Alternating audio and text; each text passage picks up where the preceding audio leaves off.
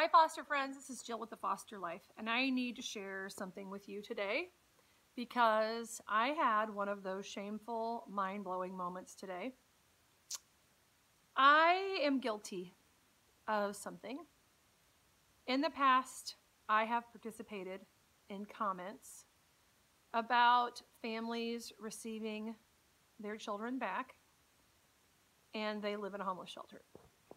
This is a conversation that comes up every now and then from foster parents. It's something that really irks us when we find out our kids are going back to parents who live in a homeless shelter. And the reason for that is because, valid reason, we feel like families need to be stable, need to be on their feet if they're going to have their children back and raise them, right?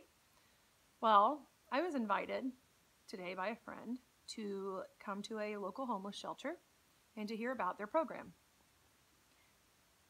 Can I just tell you how ashamed I am of myself? I am not kidding. I am. I was speaking without knowing what the heck I was talking about. My view of this has completely done a complete flip, complete change.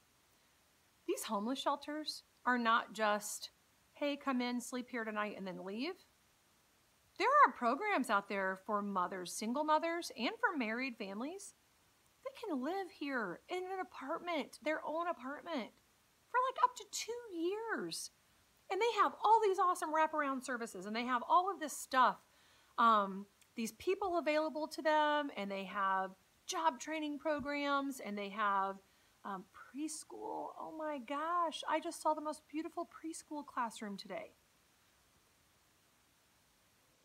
The thing that stuck with me, I think, that really got to my heart, which I knew this, but I guess when I'm talking about the homeless community, I didn't really internalize it all that much, is we're talking about, the root of all of this homeless issue here is pain.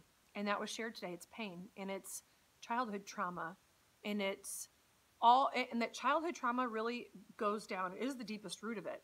And then all the other things that go along with that tie right back to that childhood trauma and the belief system that this individual feels about themselves.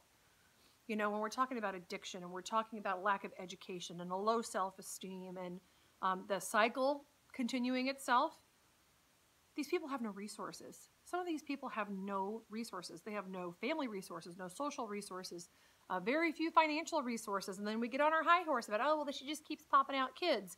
Well, yeah. My gosh, my eyes were open today. So I want to encourage you, number one, let's not say that anymore. Let's not talk about how negative it is that children are being given back to their parents because they're living in a homeless shelter, like that's a negative thing. Can I tell you, based on what I saw today, I actually think that those kids are going to be a ton better off than the kids that are not going back to a situation with that much support wrapped around that family. Holy moly. I needed to share that. I know I'm going to have negative comments. That's all right.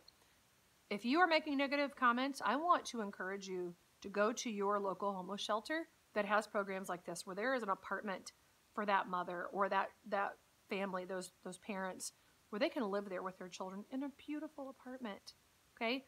To work on the root of the problem, to get back to the root, which is that childhood trauma that they've been through. So I want to encourage you today, and I also want to make a huge shout out to Hope Ministries in South Bend, Indiana. You blew me away today. Carry on.